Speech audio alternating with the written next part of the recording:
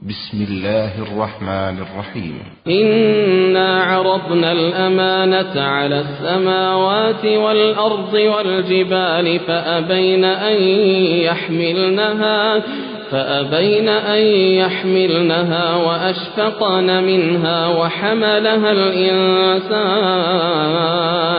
وحملها الإنسان إنه كان ظلوما جهولا. السلام عليكم ورحمة الله وبركاته.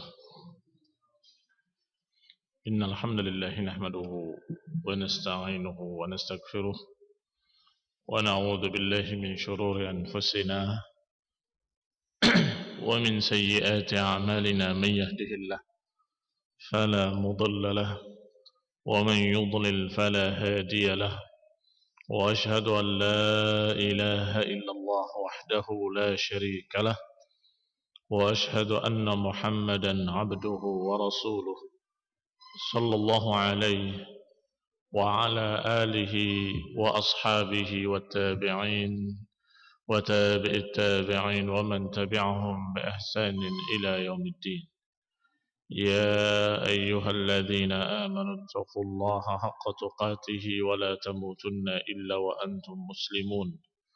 يا أيها الناس اتقوا ربكم الذي خلقكم من نفس واحدة وخلق منها زوجها وبث منهما رجالا كثيرا ونساء، واتقوا الله الذي تساءلون به والأرحام إن الله كان عليكم رقيبا.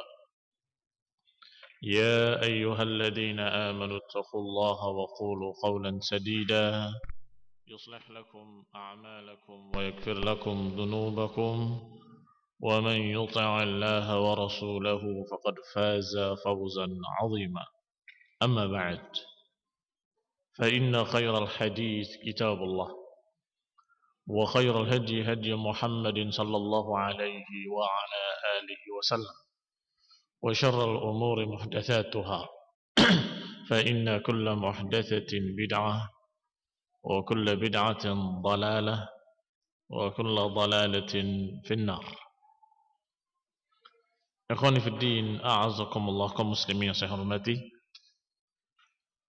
Kita lanjutkan kajian kitab Tahdhib Sirah Ibn Hisham sampai kita pada ucapan musannif rahimahullah, wa inna Rasulullah sallallahu alaihi wa ala alihi wasallam da'a Khirash ibn Umayyah al-Khuza'i fab'athahu ila Quraisy bi Makkah.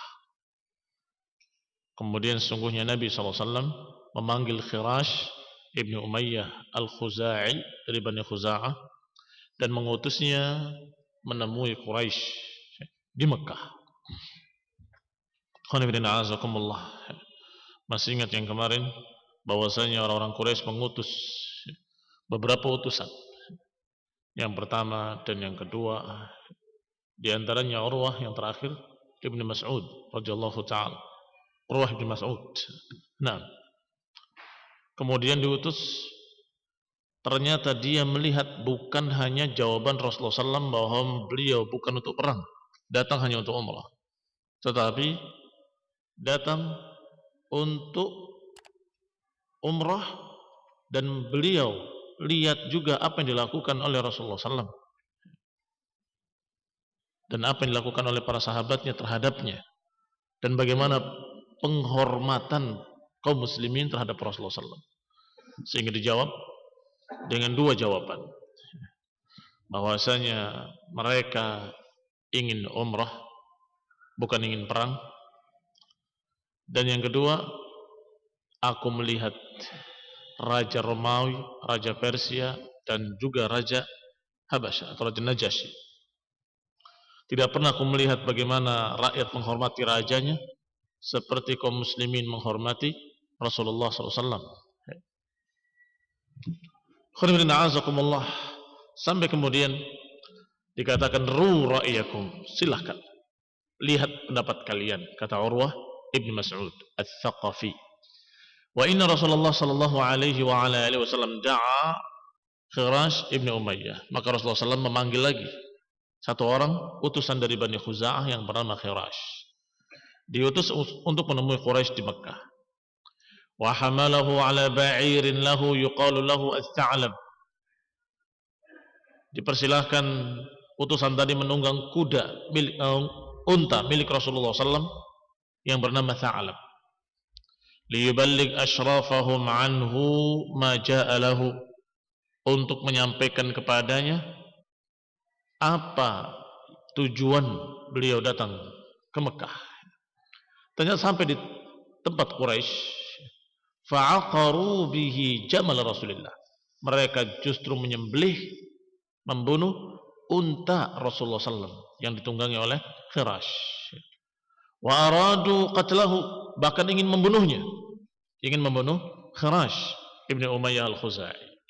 Famana'athu al-Ahabish, tetapi dihalangi oleh al-Ahabish, al-Ahbash. Al-Ahabish yang kemarin sudah dikisahkan bahwasanya dia kecewa dengan Quraisy karena menghalangi manusia dari Masjidil Haram, menghalangi manusia dari Ka'bah, dari Baitul Atiq, sehingga mereka sudah kecewa dengan Quraisy. Sehingga ketika utusan ini akan dibunuh oleh Quraisy, Al-Ahabis mencegahnya. Faqallau sabilahu, akhirnya mereka pun membiarkan utusan tadi kembali menemui Rasulullah sallallahu alaihi wasallam. Hatta ata Rasulullah SAW, hingga kembali kepada Rasulullah SAW. Thumma da'a Umar bin Khattab liyab'athahu ila Makkah, kemudian mengutus Umar bin Khattab, dipanggil untuk diutus ke Mekah. Fayuballigh anhu ashrafa Quraisy ma ja'a lahu, untuk menyampaikan kepada tokoh-tokoh Quraisy apa keinginan kaum muslimin. Karena utusan demi utusan tidak dipercaya oleh Quraisy, dianggap enteng, dianggap kecil, dianggap angin lalu saja. Maka dicari orang yang kira-kira pas. Dipanggillah Umar bin Khattab dan dipanggil untuk diutus ke Mekah. Tetapi Umar bin Khattab menjawab, memiliki usulan lain. Ya Rasulullah, inni akhafu Quraisyan ala nafsi. Ya Rasulullah, aku mengkhawatirkan Quraisy terhadap diriku. Walaysa bi Makkah min Bani Adi, sedangkan di Mekah tidak ada dari suku Bani Adi yang bisa menghalangiku dari tangan-tangan Quraisy. yakni tidak ada sukunya Umar bin Khattab, karena Umar bin Khattab adalah dari Bani Adi. Laisa bi Makkah min Bani Adi ibni Ka'ab ahadun yamna'uni. Di sana enggak ada suku Bani Adi yang bisa membelaku atau bisa melindungiku. Wa qad arafat Quraisyun adawati iyaha, sedangkan Quraisy tahu bagaimana kerasnya permusuhanku terhadap mereka. Wal ghilzati 'alaiha, dan bagaimana kasarnya aku pada mereka. Sehingga kalau aku ke sana, mereka akan mudah melampiaskan dendamnya dalam keadaan tidak ada suku yang membela aku. Walakinni adulluka 'ala rajulin a'azza biha, tetapi aku punya usulan seorang laki-laki yang lebih mulia dari aku. A'azza biha minni, lebih mulia di kalangan Quraisy daripada aku, yaitu Utsman ibn Affan radhiyallahu ta'ala anhu. Karena suku Utsman ibn Affan di Quraisy sangat besar. Nah, dan mereka segan kepada suku yang besar, plus takut kalau menganiaya seorang dari suku yang besar, tentunya dia berarti menantang suku besar. Fada'a Rasulullah SAW Utsman ibn Affan faba'athahu, maka Rasulullah pun memanggil Utsman ibn Affan, kemudian diutusnya ke Mekah menemui Abi Sufyan wa asyrafi Quraisy, menemui Abi Sufyan dan tokoh-tokoh Quraisy. Yukhbiruhum annahu lam ya'ti li harbin, untuk menghabarkan bahwasanya Rasulullah SAW tidak datang untuk perang. Wa annahu innama ja'a zairan li hadzal bait, dan bahwasanya kami masuk hanya menziarahi Baitullah Al-Haram, wa mu'azziman li hurmatihi, dan untuk mengagungkan dan menghormati kesuciannya. Fa kharaja Utsman ila Makkah, maka Utsman pun keluar menuju Makkah. Falaqiyahu Aban ibn Sa'id ibn al-As. Di jalan Uthman ditemui oleh seseorang yang bernama Aban ibn Sa'id ibn al-As. Hina dakhala Makkah, ketika hampir masuk ke Makkah. Au qabla an yadkhulaha, atau sebelum masuknya sudah ketemu dengan Aban ibn Sa'id ibn al-As. Fahamalahu baina yadayhi, maka dibawa di depannya. Thumma ajarahu hatta ballagha risalat Rasulullah SAW. Kemudian dilindungi, diberikan jiwar, dan biasanya kalau diberikan jiwar itu dengan diumumkan. Maka Aban ibn Sa'id bin al-As akan mengatakan kepada orang-orang Quraisy dan tokoh-tokohnya khususnya bahwasanya Utsman di bawah perlindunganku, ala jiwari. Artinya kalau siapa yang mengganggu berarti berurusan dengan aku dan suku, dengan kabilahku. Maka dilindungi sampai menyampaikan risalah Rasulullah SAW, menyampaikan pesan dari Rasulullah SAW. Fantalaqa Utsman hatta ata Abu Sufyan, maka berangkatlah Utsman menemui Abu Sufyan wa udhama'i Quraisy, dan tokoh-tokoh besar Quraisy. Faballaghahum an Rasulillah SAW ma arsalahu bihi, maka disampaikan kepada mereka apa yang dibawa dari pesan Rasulullah SAW kepada mereka. Faqalu li Utsman hina farigha min risalati Rasulullah SAW, ketika selesai Utsman menyampaikan pesannya, qalu, mereka berkata kepada Utsman, in syi'ta an tatuf bil baiti fatuf, kalau kau suka untuk tawaf di Ka'bah, silahkan tawaflah. Ini untuk Utsman khusus. Kalau engkau yang ingin tawaf, silahkan tawaflah. Faqala ma kuntu li af'ala hatta yatufa bihi Rasulullah sallallahu. Aku tidak akan tawaf sampai Rasulullah sallallahu tawaf. Wahtabasathu Quraisyun indaha, maka ketika itu orang-orang Quraisy menahan Utsman radhiyallahu taala anhu. Fabalagha Rasulullah sallallahu alaihi wasallam wal muslimin anna Utsman bin Affan qad qutila.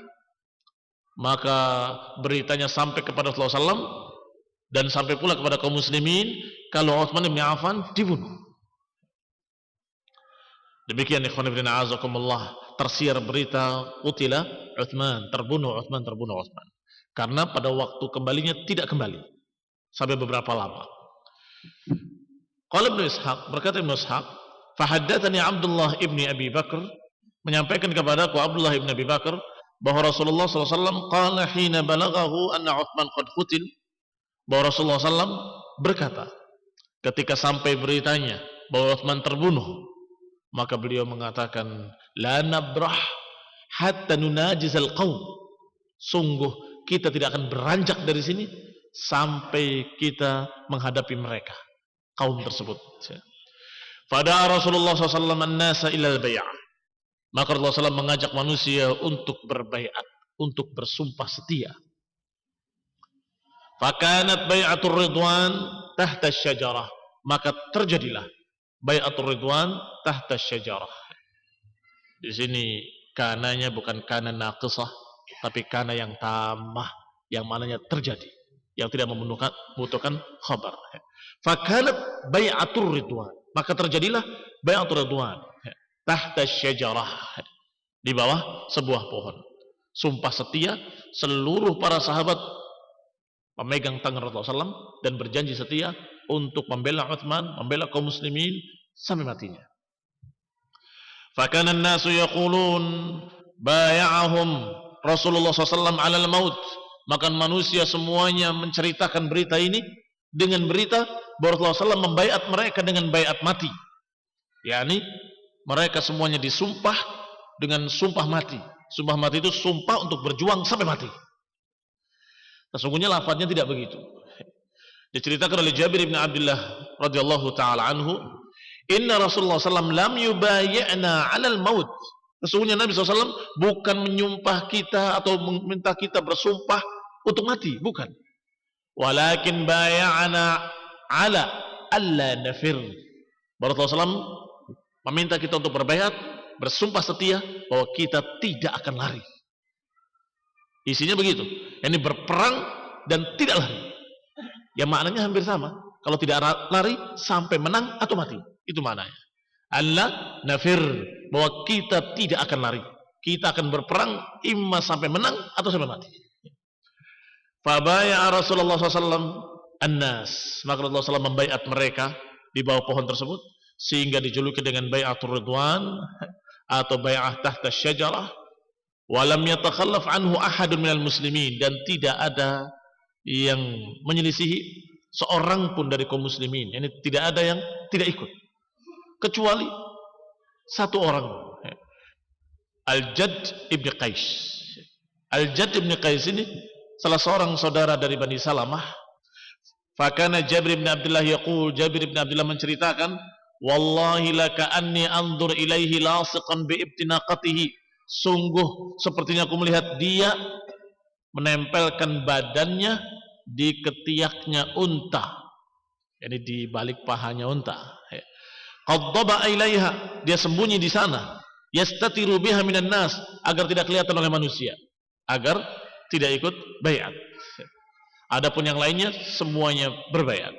Thumma ata Rasulullah sallallahu alaihi wa ala alihi wasallam anna alladhi dzukira min amri Utsman batil. Kemudian datanglah berita bahwasanya apa yang nyampe tentang pembunuhan Utsman adalah berita yang batil.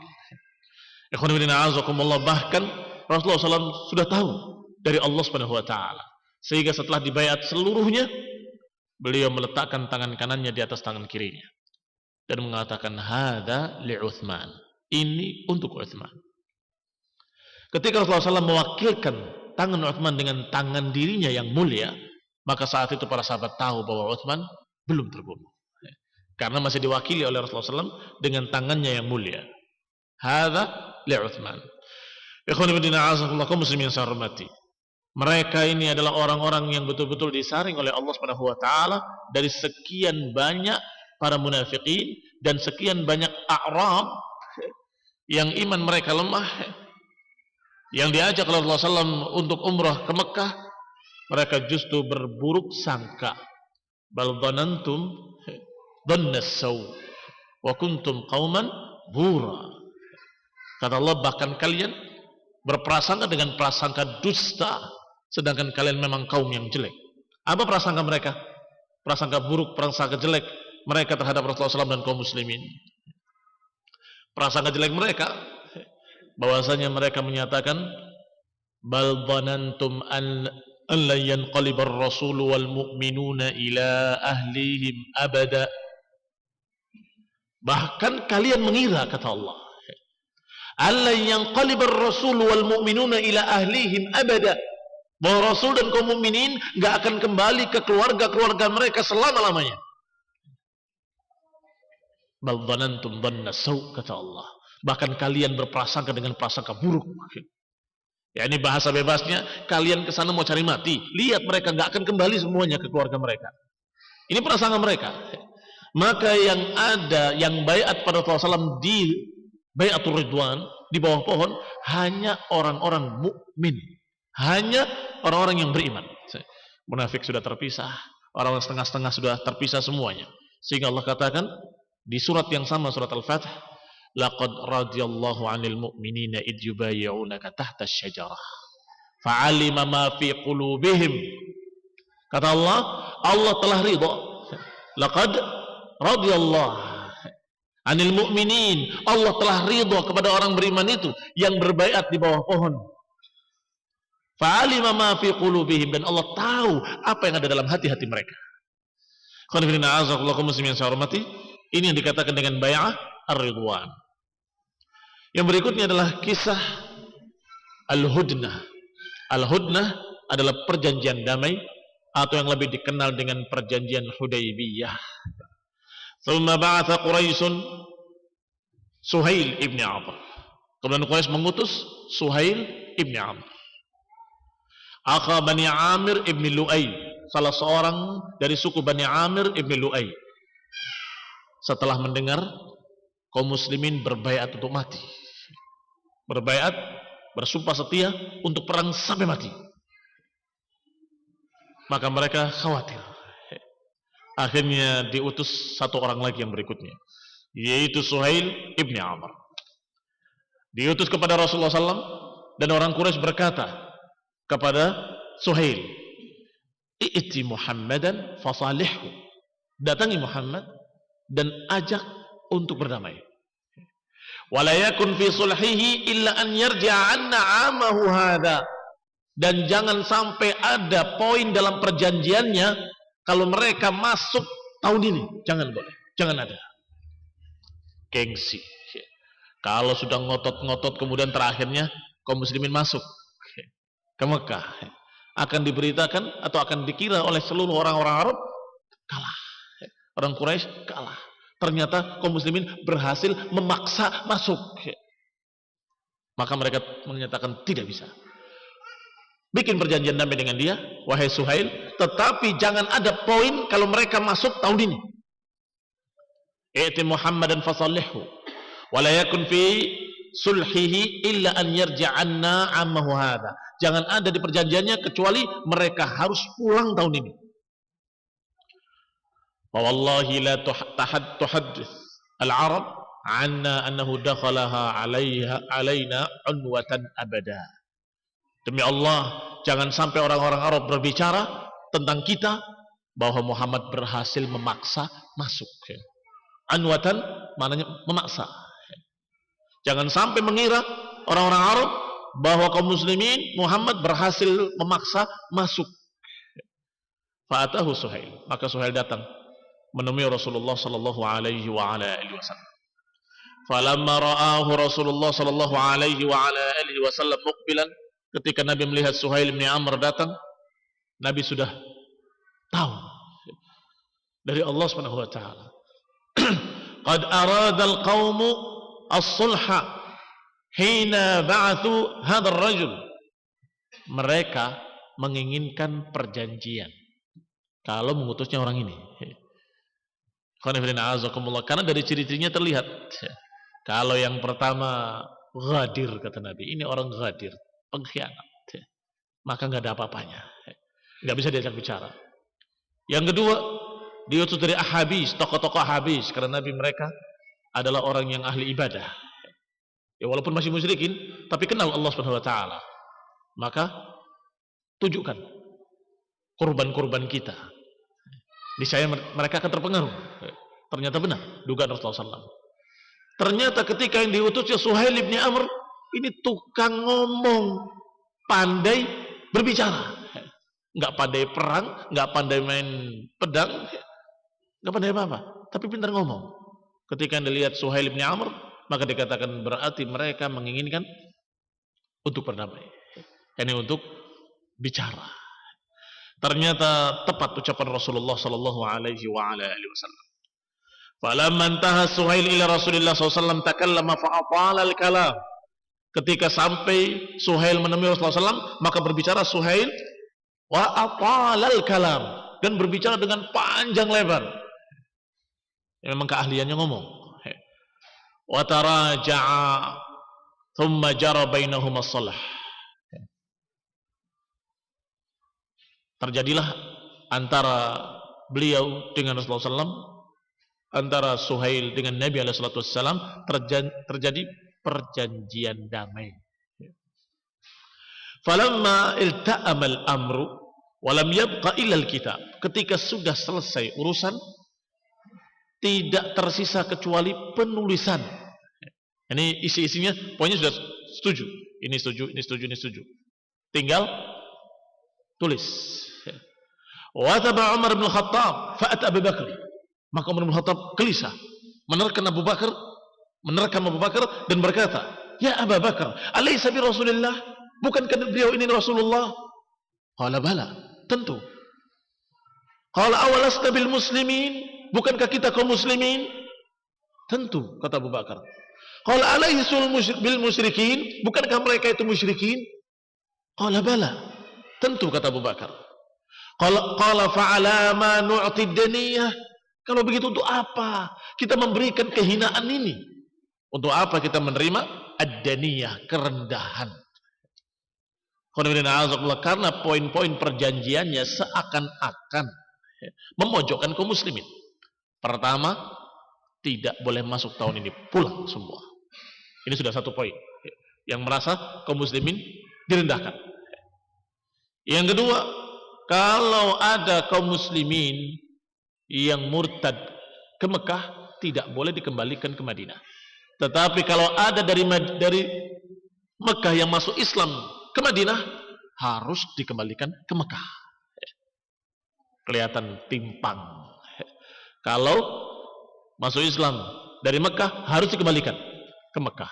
Tetapi kalau dari Madinah Muslim murtad ke Mekah, tidak boleh dikembalikan. Dan kemudian yang selanjutnya perjanjian damai untuk tidak berperang selama 10 tahun, tidak saling mengganggu. Dan kemudian urusan dengan Banu Bakar dan Bani Khuza'ah. Dan demikian pula poin yang lainnya. Yang bermasalah seperti itu, harus pulang. Maka Umar menyatakan, ini deniyah, kita berarti ngalah. Berarti kita ngalah. Ma'ata Rasulullah sallallahu alaihi wa ala alihi wasallam. Setelah menemui Abu Bakar ngomong seperti itu, dijawab dengan bala dan bala dan bala, maka disampaikan pula kepada Rasulullah SAW dengan kalimat yang sama. Ya Rasulullah, alasta bi Rasulillah? Bukankah engkau Rasulullah? Tentu, kata Nabi. Bukankah kita ini muslimin? Bala, tentu, kata Nabi. Awalaisu bil musyrikin? Bukankah mereka itu musyrikin? Bala, bahkan memang mereka musyrikin. Qala fa'alama nu'tid daniyya fi dinina. Kalau begitu untuk apa kita ngalah? Kenapa kita ini mengalah? Kenapa kita memilih ad-daniyah? Qala ana Abdullah wa Rasul. Kata Nabi, aku hamba Allah dan aku Rasulnya. Aku utusan Allah Subhanahu wa taala. Lan ukhalifa amrahu wa la yudayyi'uni. Aku tidak akan menyelisihi perintah yang mengutusku dan aku tidak akan disia-siakan oleh Allah Subhanahu wa taala. Dalam riwayat-riwayat lain disebutkan bahwasanya Rasulullah SAW sudah bermimpi, la tadkhulunnal masjidal haram insyaallahu aminin. Kalian akan masuk Masjidil Haram dengan aman. Ini mimpi Rasulullah SAW. Dan mimpi Nabi adalah hak.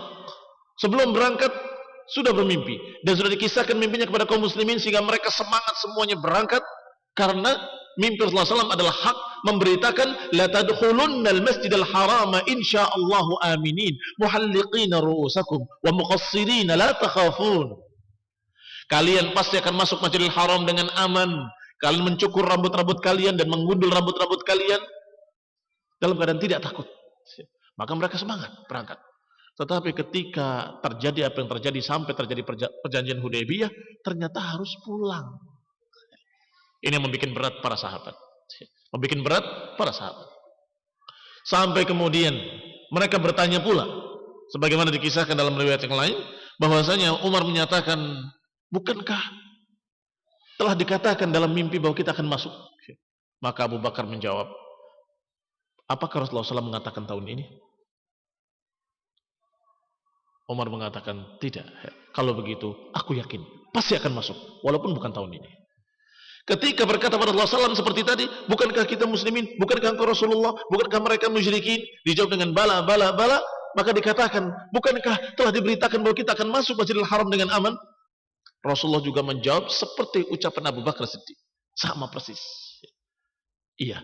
Apakah aku mengatakan tahun ini? Tidak. Kalau begitu, pasti kita akan masuk. Walaupun bukan tahun ini. Ternyata memang diisi perjanjiannya ada poin yang kedua. Bahwa tahun ini tidak boleh masuk, harus pulang. Maka tahun depan diizinkan 3 hari. Kami akan keluar dari Mekah, membebaskan kalian untuk beribadah sampai 3 hari. Setelah itu pergi kalian, kami akan turun kembali.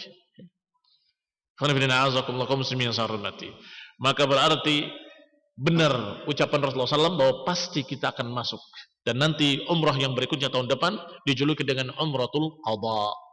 Umrah Al-Qadha. Umratul Qadha mengqadha yang tahun lalu, yang gagal. Maka mengqadha pada umrah yang berikutnya. Selanjutnya dikatakan, fakana Umar yaqul. Kata Umar, sungguh maziltu atasaddaq wa asum wa usalli wa a'tiq min alladhi sana'tu yawma idzin. Sungguh setelah itu aku bersedekah, aku berpuasa, aku salat, aku memerdekakan budak terus-menerus Yani terus beribadah. Minalladzi sana'tu yawma idzin, karena aku khawatir perbuatanku waktu itu salah. Menyatakan dengan kalimat, bukankah engkau Rasulullah? Ya Abu Bakar, bukankah dia Rasul? Bukankah dia muslimin? Kita muslimin? Bukankah mereka itu musyrikin? Kenapa kita ngalah? Ini Umar ketakutan, kenapa saya mengucapkan seperti itu waktu itu? Menyesali perbuatannya dengan memperbanyak ibadah, memperbanyak puasa, memperbanyak salat dan sedekah. Makhafata kalamil ladzi takallamtu bihi, karena khawatir ucapannya akan menimpakan kepada dia sesuatu dari Allah Subhanahu wa taala, kemurkaan. Hatta rajautu an yakuna khaira, hingga aku berharap semoga akan menjadi kebaikan. Demikian semangat mereka. Bahkan ada kisah lagi ketika Rasulullah SAW akan kembali, mengalah karena sudah ada perjanjian tahun ini ngalah. Itu ketika Rasulullah SAW memerintahkan mereka untuk tahallul dengan mencukur rambut mereka. Sudah selesai karena sudah ihram, maka ketika keluar dari ihram harus tahallul. Ketika mereka mau bertahallul, diperintahkan tahallul, tidak ada yang bergerak, diam semua. Karena mereka gelisah. Kenapa? Kita sudah pakai pakaian ihram ini, kok nggak masuk ke Mekah? Kok pulang? Rasulullah mengucapkan, mereka diam. Rasulullah mengucapkan, mereka diam. Sampai masuk ke kemah istrinya dalam keadaan muka yang sangat sedihnya. Maka istrinya bertanya kepadanya, ya Rasulullah, apa yang menyebabkan kau bersedih? Ceritakan. Aku memerintahkan mereka untuk mencukur rambut-rambut mereka untuk tahallul. Sungguh tidak seorang pun yang bergerak. Kaum muslimin yang saya hormati, betapa besarnya ujian saat itu, ujian ketaatan.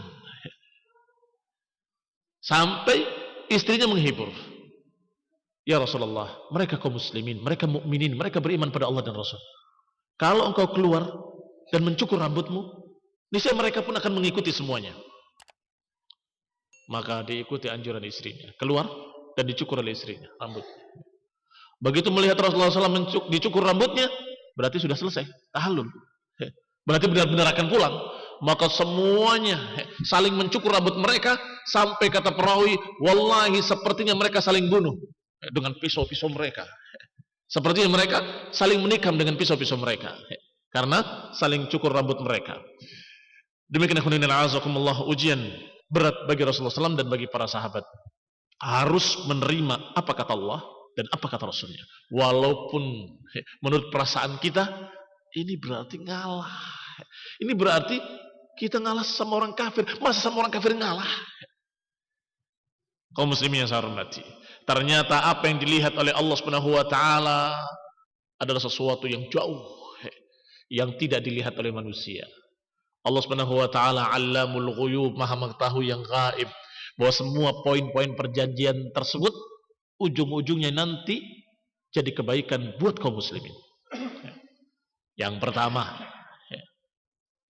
tidak umrah saat itu, tapi tahun depan. Apa keuntungannya bagi kaum muslimin? Kalau saat itu memaksa, maka tidak aminin, iya kan? Bukan aman, berarti akan terjadi kekacauan, bahkan bisa jadi peperangan atau pertumbangan darah.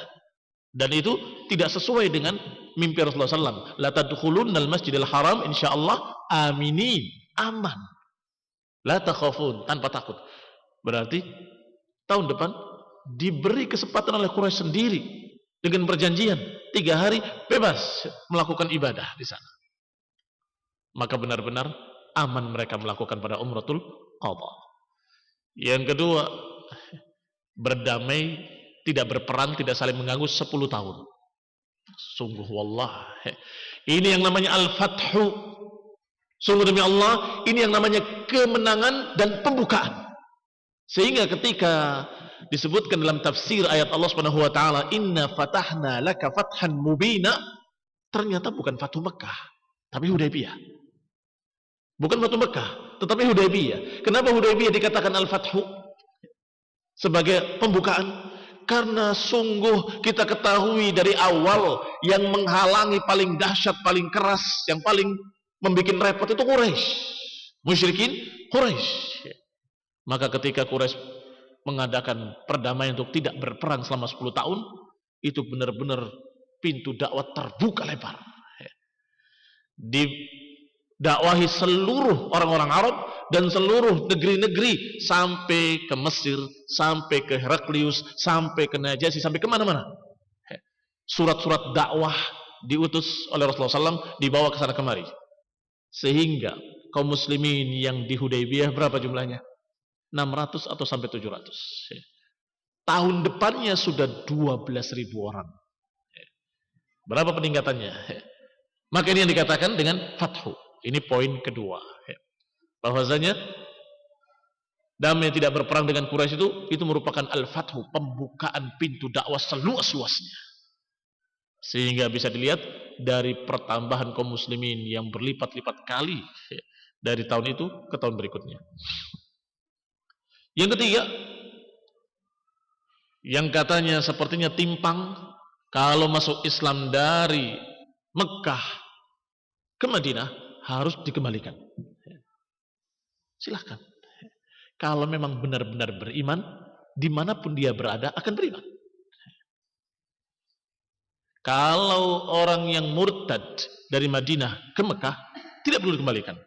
Naam, kita tidak butuh orang murtad. Tidak butuh orang murtad. Apa hukumnya orang murtad? Naam. Hukumnya orang murtad yustatab 3 ayyam wa in taba wa illa duribat unuquh. Hukumnya orang murtad adalah diminta taubat 3 hari, kalau tidak mau taubat, penggal lehernya, bunuh. Kita enggak butuh orang murtad. Silahkan ambil yang banyak. Ternyata perjanjian ini pun merepotkan Quraisy dan menguntungkan kaum muslimin. Yang pertama, Abu Jandal dikembalikan. Tetapi dia tidak mau dan tidak ridha untuk tinggal bersama musyrikin. Maka dia memilih tinggal di dusun Is. Yang kedua, yang ketiga, yang keempat, semua begitu. Ketika dikembalikan, sampai terheran-heran kaum muslimin, ya Rasulullah, apa kita kembalikan? Kembalikan. Kita terikat perjanjian. Datang utusan Quraisy. Aku mau menjemput si fulan. Bukankah kita punya perjanjian? Bala. Iya. Ya, apa kita berikan pada musyrikin? Iya. Diberikan pada musyrikin. Sampai di jalan, memberontak dia, dibunuh pengawalnya yang membawanya, dan kemudian dia lari ke dusun Is. Bertambah sampai 70 orang. Ya. Di dusun Is tadi. 70 orang di dekat Quraisy, tetapi mereka muslimin. Dan mereka tentunya menjadi gangguan dan ganjalan buat Quraisy sendiri. Ini semuanya hikmahnya buat kaum muslimin. Beliau Rasulullah, beliau utusan Allah, dan beliau tidak memutuskan apa-apa keputusan kecuali dari Allah Subhanahu wa taala. Innahu la yantiqu 'anil hawa in huwa illa wahyun yuha. Beliau tidak mengucapkan dari hawa nafsunya melainkan wahyu yang Allah wahyukan kepadanya. Tsumma qala, kemudian Rasulullah SAW mengutus Ali bin Abi Thalib untuk berbicara, untuk menulis perjanjian. Maka diawali dengan bismillah. Uktub bismillahirrahmanirrahim. Poin-poinnya tadi sudah sepakat, tinggal penulisan. Tulis bismillahirrahmanirrahim. Maka berkata Suhail bin Amr, la a'rifu hadza, aku enggak kenal itu kalimat itu. Tulis bismikallahum. Tulis bismikallahum. Yang dikenal oleh orang Quraisy adalah bismikallahumma. Mereka tidak kenal bismillahirrahmanirrahim. Kata Nabi, tulis bismikallahum. Ngalah. Sama saja. Apa maknanya bismikallahum? Dengan nama Allah juga. Maka ditulis bismikallahumma. Setelah bismikallahumma, hadza ma salaha alaihi Muhammad Rasulullah Suhail bin Amr. Ini adalah perjanjian antara Muhammad Rasulullah dengan Suhail bin Amr. Suhail bin Amr menolak lagi. Dia berkata, "Lau syahidtu annaka Rasulullah lam uqatilak." Kalau aku percaya, bersaksi engkau Rasulullah, enggak akan aku memerangi kamu. Jangan tulis Rasulullah. Walakin iktub, tetapi tulislah ismuka wasmu abik. Tulislah namamu dan nama bapakmu. ini perjanjian antara Muhammad bin Abdullah dengan Suhail bin Amr. Kata Nabi, tulis, ini perjanjian antara Muhammad bin Abdullah dengan Suhail bin Amr. Kata Ali bin Abi Thalib, wallah, demi Allah aku nggak akan menghapus tulisan Rasulullah dalam kertas ini.